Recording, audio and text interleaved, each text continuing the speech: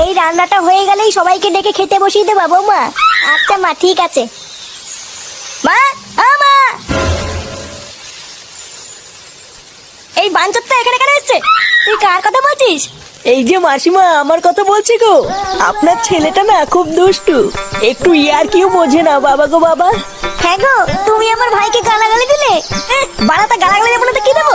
ও বলছো তার বাল, বাড়া আমাকে ঘরে একা পেয়ে আমার প্যান্টের ভিতরে হাত ঢুকে দিয়েছে। মা গো মা, জামাই বাবু তুমি অত রেগে যাচ্ছ কেন? আমি তো তোমার শুধু একটু সাইজটা দেখছিলাম গো। সাইজ ছিল হোম বলছো তার বাল, বাড়ি গিয়ে বাবার সাইজ দেখবি যা। কি সব উল্টো পাল্টা কথা বলছিস তুই? যা বলেছি ঠিকই বলেছি। লেওরা আজকে প্যান্টের ভিতরে হাত ঢুকে দিচ্ছে, কালকে তো বলবে হালকা করে পুঙাও মেরে দাও। এই কি হয়েছে রে? এত চেঁচামেচি কিসের? দেখুন না মেশামশাই, মা গো মা, আপনার ছেলে একটু ইয়ার কেউ বোঝে না।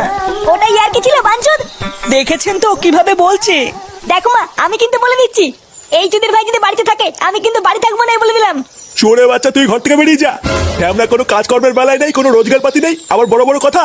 ও বাড়া, মায়ের থেকে মাসির দরদ বেশি, তাই তো? বাড়া এখন তো দেখছি আমার থেকে এই বাড়িতে হোমোচোদার দাম বেশি।